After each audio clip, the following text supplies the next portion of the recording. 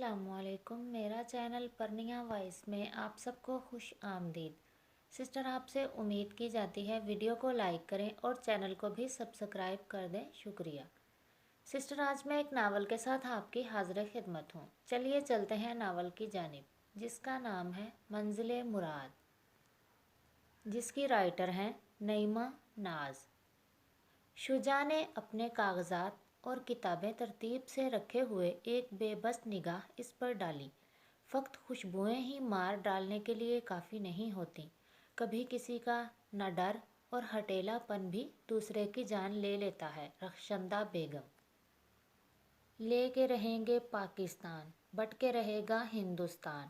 باہر سڑک پر سے جلوس گزر رہا تھا۔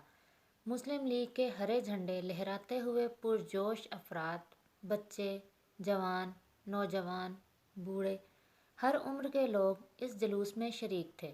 مختلف لہجوں اور آوازوں میں فلک شگاف نعرے فضا میں پھیلتے ہوئے لب سڑک اس کنگوروں اور محرابوں والی حویلی میں بھی پہنچ رہے تھے، جہاں کریم علی خان آج بڑے دنوں بعد فرصت اور اطمینان سے بیٹھے حقہ گڑگڑا رہے تھے۔ ان کی سیدھی سادی اور نیم خواندہ شریک حیات قریب بیٹھی تھیں۔ ہاتھ بڑھا کر پٹاری گھسیٹی تو نعروں اور حقے کی گڑگڑاہٹ میں پان دان گھسیٹنے کی آواز دب سی گئی۔ پٹاری سے پان نکال کر کتھا چونا لگاتے ہوئے اختر جہاں کی پیشانی پہ تفکر بھری سلوٹ ابھری آئی۔ کیا سچ مچ پاکستان بن رہا ہے؟ کتھے کی کلیھا میں چھوٹا سا چمچہ واپس رکھتے ہوئے انہوں نے سوال کیا۔ بس یوں ہی شور شرابہ ہے۔ بھلا ہندوستان کے ٹکڑے کیسے ہوں گے؟ کون کر لے گا؟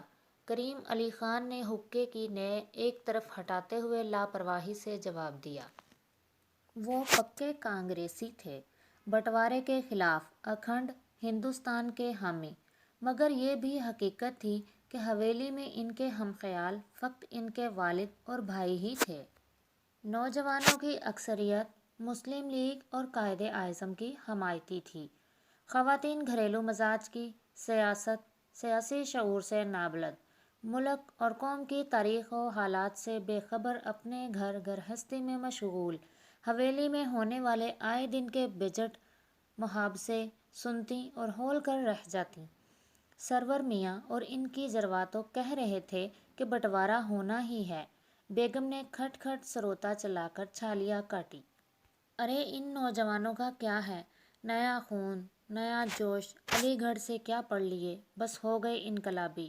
وہ کیا کہوے ہیں، نئی تانتی۔ علی گڑھ سے جو سڑک نکلتی ہے وہ دہلی کے بجائے پاکستان جاتی ہے۔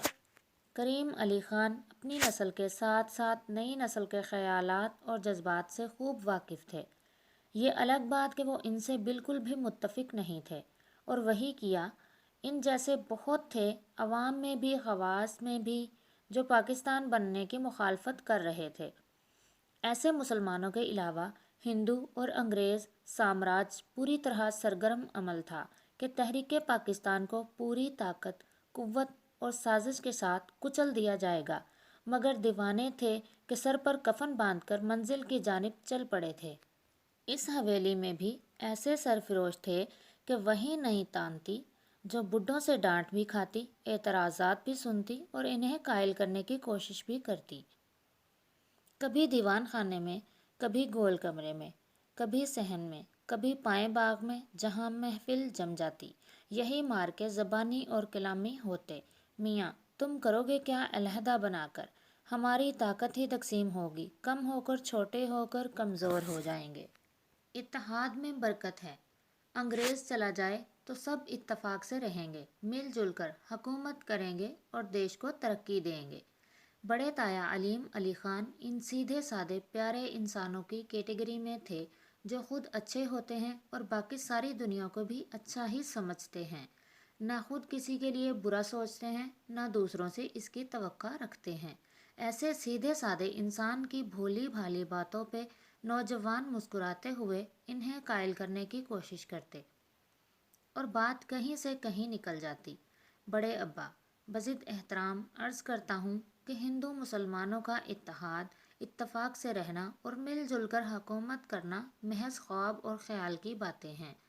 ہندو اکثریت میں ہے، اس کا اتنا ظرف نہیں ہے کہ اقتدار میں مسلمانوں کو اپنے ساتھ شریک کر لے۔ انگریز کے جانے کے بعد یہاں مسلمانوں کا مستقبل کیا ہوگا، کبھی غور کیا ہے آپ لوگوں نے؟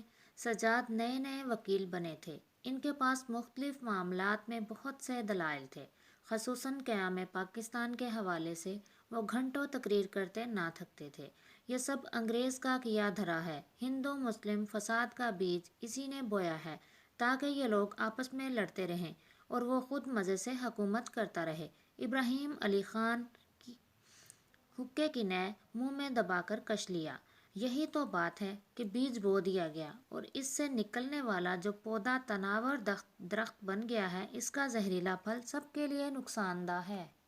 اچھا بھائی، تم لوگ یہاں بیٹھے بیٹھے نیا وطن بناتے رہو، بندہ تو اگلے ہفتے شکار پر جا رہا ہے، جس کو چلنا ہے تیاری کر لے۔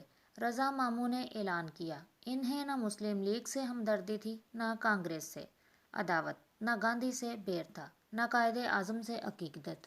وہ تو سمندر کے کنارے کھڑے لہروں کا تماشا دیکھنے والوں میں سے تھے۔ ان کی شخصیت بھی الگ تھی اور دنیا بھی۔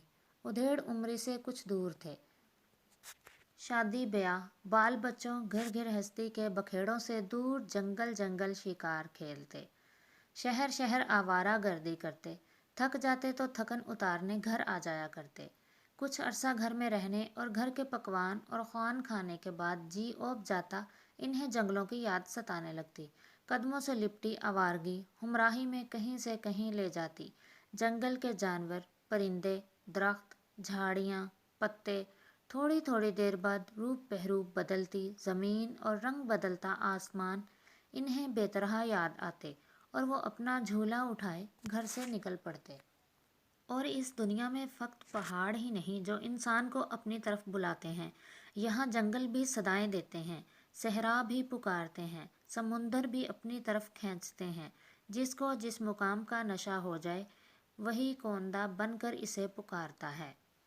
رضا ماموں کو یہ صدائیں آتی اور وہ لبیک کہہ کر اٹھ جاتے۔ اکثر نوجوان ٹولی ان کی میت میں شکار ایڈونچر کرتی، نیل گائے کا بھنا گوشت، ہرن کے کباب کھاتی اور واپس آ جاتی۔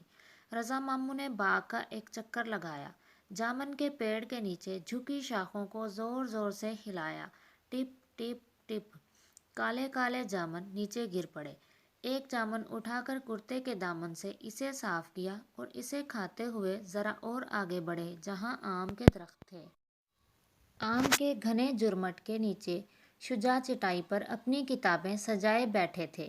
کیا شجاع میاں، تم بھی جب دیکھو کتابوں میں منہ دیے بیٹھے رہتے ہو، کبھی ان سے نظر اٹھا کر اپنے آس پاس بھی دیکھو، اوپر نیچے دائیں بائیں کیا کیا حسین نظارے اور آوازیں بکھری ہیں۔ اماں، خدا کی قسم اگر یوں ہی ارد گرد سے بے نیاز اور لاپرواہ رہے تو یہ کوئل جو تمہارے سر کے عین اوپر اتنی دیر سے ملہار گا رہی ہے، ناراض ہو کر اڑ جائے گی۔ رضا ماموں نے چٹائی پر بیٹھتے ہوئے اپنے مخصوص بے تکلف لہجے میں اسے مخاطب کیا۔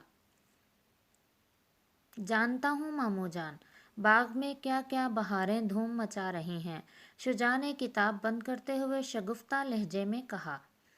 مگر یہ جو اگزام کا جن سر پر سوار ہے نا، اس نے مت مار دی ہے ہماری۔ اس نے گھنے گھنگریالے بالوں والا سر ہلایا۔ مسکراتے ہوئے اس کا چہرہ روشن ہو گیا۔ مت مارنے کے لیے جوانی دیوانی کافی ہوتی ہے، اس پر کہیں عشق کا آزار لگ جائے تو وہی بتہرا ہو جاتا ہے انسان کو اور اس کی مت مارنے کو۔ تم نے کہاں امتحانوں کے بھوت کو سر چڑھا لیا۔ رضا ماموں نے کالی چیونٹیوں کی قطار کو انگلی سے چھیڑا جو درخت کے تنے پر چڑھ رہے تھے۔ ان میں سے کئی ایک پٹ پٹ کر کے نیچے گر رہے تھے۔ تیاری پکڑ لو، بندوق اور کارتوس کی ذمہ داری ہماری۔ تمہارے پاس برجیز تو ہوگی نا؟ چاند بھیا نے دی تھی، اماں نے ایسی سنبھال کر رکھی کہ ہمیں بھی کانوں کان خبر نہیں کہاں ہے۔ بے فکر رہو، تمہاری اماں کو ہم سنبھال لیں گے۔ رضا ماموں کا لہجہ وہی ازلی لاپرواہی لیے ہوئے تھا۔ مگر ماموں میرے امتحان میں ابھی کئی ہفتے پڑے ہیں میاں صاحب زادے، جب تک تو ہم واپس بھی آ جائیں گے۔ اماں سے بات کر لیں، شجاع نے گویا ہار مان لی۔ ویسے یہ الگ بات کہ شکاری ٹولے میں شامل ہونے کو خود اس کا بھی دل چاہ رہا تھا۔ یہی تو ایک موقع ہوتا تھا جب حویلی کی اس دنیا سے باہر کی دنیا دیکھنے کو ملتی تھی۔ یہ قسط تو پہنچی اپنے اختتام تک۔ بہت جلد ملتے ہیں انشاءاللہ کسی نئی قسط کے ساتھ۔ تب تک کے لیے اللہ حافظ، فی امان اللہ۔